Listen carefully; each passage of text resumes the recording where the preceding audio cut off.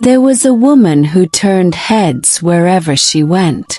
Her name was Nalia, and she was the kind of beauty that made people stop and stare.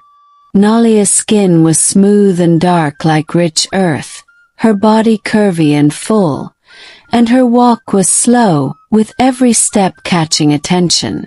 Men couldn't help but look, and even women, though they tried to hide it, often admired her too. Nalia was married to a strong man named Kofi, who was respected in the village. He loved her deeply, but he knew what the other men thought when they looked at her. Every time she went to the market or fetched water from the stream, men would find reasons to pass by her or offer to help with whatever she was carrying. Some would pretend to be interested in whatever she was buying, just to catch her eye or exchange a few words.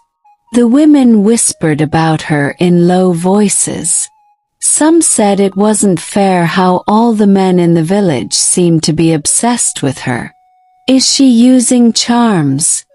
They would wonder aloud when they gathered under the big tree near the village well. But anyone who truly knew Nalia understood that she didn't need any charms. It was just the way she carried herself, with grace and quiet confidence, that made people drawn to her. One afternoon, as she sat outside her house grinding millet, 3 young men, Nanga, Ketu and Toma, passed by. They slowed their pace, each one trying to be the first to offer her something. Nanga smiled wide, showing his white teeth. "Nalia, do you need help with that?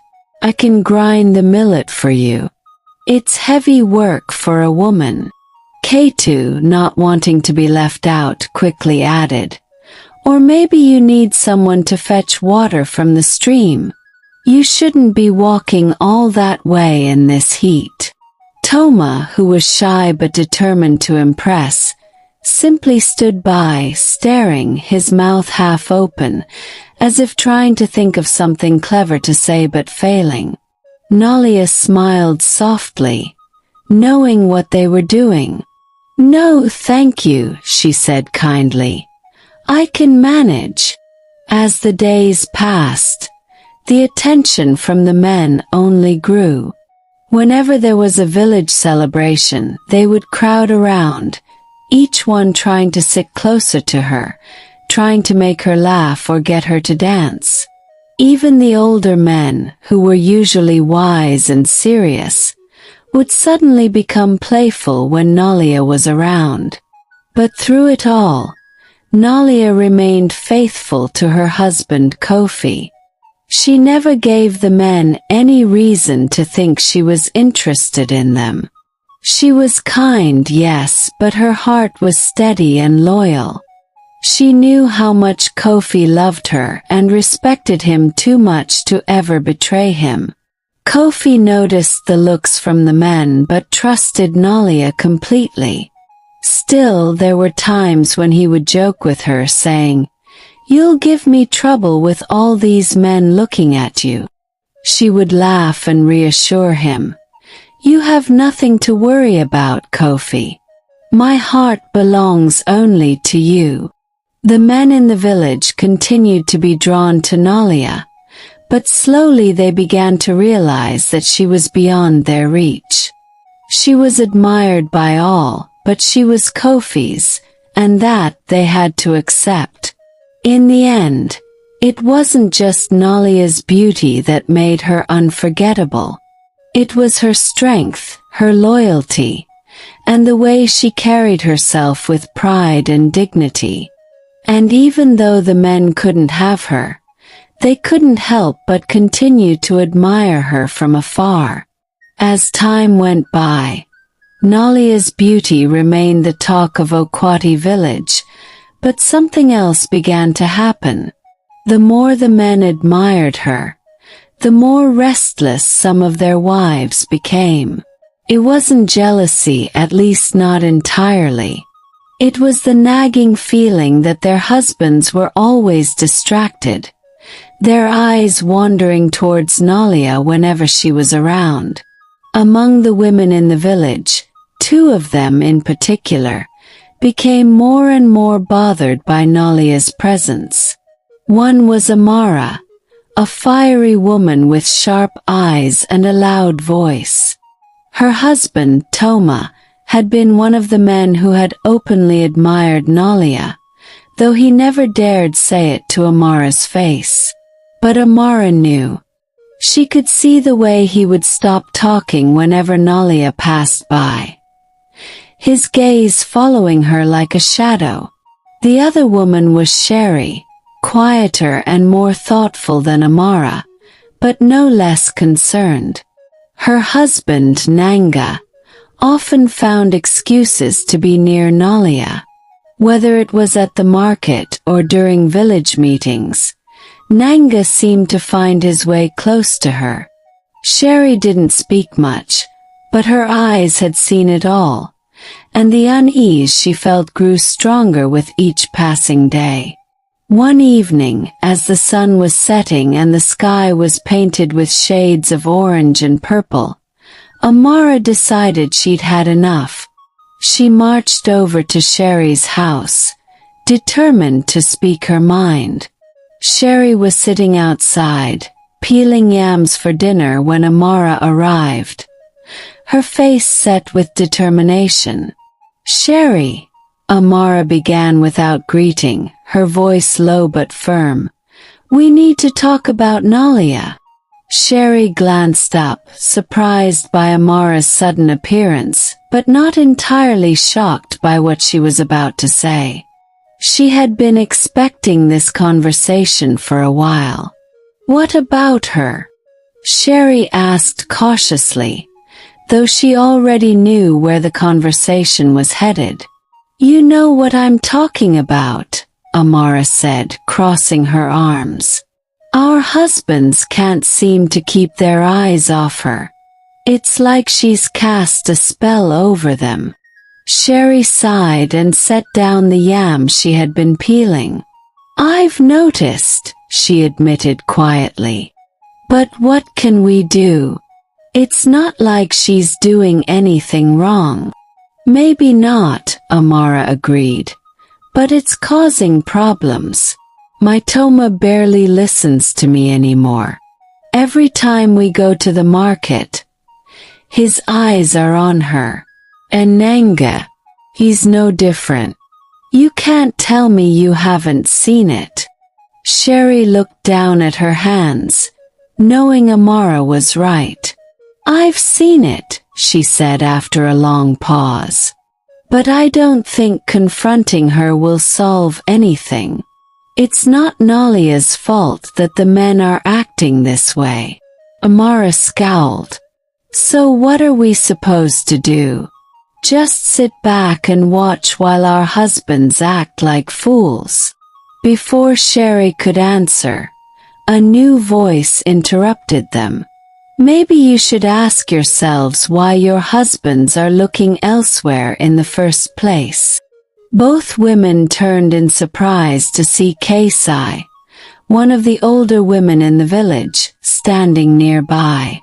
Kaisai had always been known for her wisdom, and though she didn't meddle in the affairs of younger women, she had been observing the growing tension with quiet interest. "Kaisai," Amara said, frowning, "this isn't about us. It's about Nalia." She's what?" Kaisai interrupted, her voice calm but commanding. "She's beautiful. But is that her fault? Or is it that your men don't know how to respect what they already have?" Sherry looked away, uncomfortable, but Amara wasn't ready to give in so easily. "It's easy for you to say," she shot back. "Your husband is gone. You don't have to worry about this." Kaisai's eyes flashed with a mixture of amusement and warning. "My husband is gone, yes. But before he passed, He never needed to be reminded where his heart belonged. That's because I made sure he had no reason to look elsewhere. Amara opened her mouth to argue, but Kesai wasn't finished. You young women think the solution is to blame Nalia for the way your men act. But the truth is, if your husbands are looking at another woman, the problem isn't with her. It's with them, and maybe with you too. Sherry's head snapped up, her eyes wide. With us? She asked, confused. Kesai sighed, her tone softening. Marriage isn't just about love. It's about trust, respect, and care. If you give your husband everything he needs at home, attention, kindness, respect, he won't feel the need to look elsewhere, no matter how beautiful another woman might be. Amara's face reddened with frustration, but she said nothing. Sherry, on the other hand, considered Kesai's words carefully. It wasn't that she thought she was failing her husband, but maybe there was more to this than just blaming Nalia. For the next few days, both Amara and Sherry found themselves thinking about Kesai's advice. Amara, being stubborn, tried to dismiss it, but Sherry couldn't help but wonder if there was some truth in what the older woman had said. Meanwhile, life continued as usual in Oati village. Nalia, unaware of the conversation surrounding her, went about her days as she always did, fetching water, grinding millet, and caring for her home. She noticed, however, that the attention from the men had become more subtle. Where before they had openly admired her, now they kept their distance, perhaps out of respect for her or fear of their own wives. One day, as Nalia walked through the village, she saw Sherry sitting alone outside her house. Deciding to greet her, Nalia approached with a warm smile. "Sherry, how are you today?" she asked kindly. Sherry looked up, startled at first, but then smiled back. "I'm well, Nalia. And you?" "I'm well," Nalia replied, sitting down beside her. For a moment there was silence between them, but then Sherry spoke up, her voice quiet but steady. "Nalia," she began, hesitating slightly, "can I ask you something?" "Of course," Nalia said, her tone gentle. "Do you ever notice how the men in the village act around you?" Sherry asked, her eyes downcast. Nalia's smile faded slightly, and she nodded. "I do," she admitted. "But I try not to pay it too much attention. I don't want to cause any trouble." Sherry looked at her, surprised by her honesty. "You're not causing trouble," she said softly.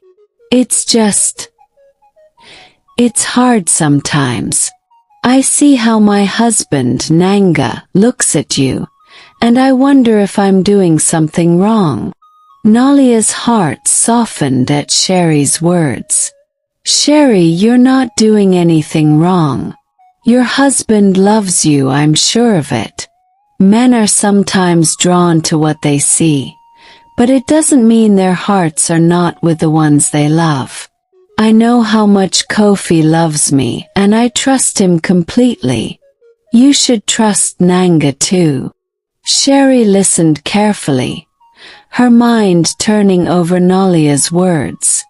Maybe Nalia was right. Maybe it wasn't about beauty or charm. Maybe it was about trust and the bond she shared with her husband. As Nalia stood to leave, she placed a comforting hand on Sherry's shoulder. "Don't let small things come between you and your happiness, Sherry. You are more than enough for your husband." Sherry smiled, feeling a sense of peace she hadn't felt in a long time. And from that day forward, she decided to focus on her marriage, to nurture it, and to trust in the love that she and Nanga shared. The men in the village continued to admire Nalia, but over time, their admiration became less of an obsession and more of a quiet respect. They knew that no matter how beautiful she was, her heart was with Kofi, and she was a woman of strength and loyalty. And as the women of the village learned to trust themselves and their marriages more, they too began to see Nalia not as a threat, but as a fellow woman who, like them, simply wanted to live her life in peace. As the years passed in Oati village, life began to settle into a rhythm. The once intense obsession the men had for Nalia faded into a distant memory. They still admired her, of course. Her beauty had not diminished, and her grace remained unmatched. But now there was a certain respect that came with it. The village had learned to accept that Nalia was more than just a beautiful woman. She was a loyal wife, a hard worker, and a valued member of the community. One day, a great event was approaching, the annual harvest festival. It was the biggest celebration in the village, and everyone participated. The men prepared for the traditional wrestling matches, while the women cooked large pots of stews and roasted meats. Children practiced their dances, and the village drummers rehearsed for the long night of celebration. Nalia, as always, busied herself with preparations. Her husband, Kofi, was in charge of organizing the wrestling matches, and she was proud of him. He had become one of the most respected men in the village, not just for his strength, but for the way he carried himself. Nalia knew that some of the respect people showed him had to do with how she had handled herself through the years. She had remained loyal, humble, and kind, despite the attention she often received. As the festival day approached, something unusual happened. Amara, the same woman who had once been suspicious and restless because of Nalia, approached her at the market. There was something different in her demeanor. She seemed calmer, more at peace. "Nalia!" Amara called out as she approached her near the vegetable stalls. Nalia turned, smiling warmly. "Amara, how are you? Are you preparing for the festival?" Amara nodded, then hesitated before speaking. "Yes, I am. But there's something I've been meaning to say to you for a long time." Nalia raised her eyebrows, sensing the seriousness in Amara's voice. "What is it?" she asked gently. Amara sighed, looking down for a moment before meeting Nalia's eyes. "I've been wrong about you. For years, I let jealousy and fear cloud my judgment. I blamed you for things that were never your fault. I thought that because of your beauty, my husband's attention was drifting, but I was wrong. I've come to realize that it was never about you. It was about me, about the insecurities I had. And I want to apologize." Nalia was silent for a moment, touched by Amara's honesty. She had never held a grudge against her, or any of the women who had whispered behind her back. She understood the pressures they faced, the worries that came with marriage and trust. "You have nothing to apologize for, Amara," Nalia said softly. "I never took it personally. I know what it's like to be worried about your marriage, about losing someone you love. But I've always believed that if you nurture your relationship and trust your husband, No one else can come between you." Amara smiled, feeling a weight lift from her shoulders. "You're a better woman than I gave you credit for, Nalia. I see now that the reason people are drawn to you isn't just because of your looks. It's because of your heart. You've always been kind no matter what others thought or said. And I respect that." Nalia placed a hand on Amara's arm, offering her a reassuring smile. "We're all just doing our best. I'm glad we can put this behind us."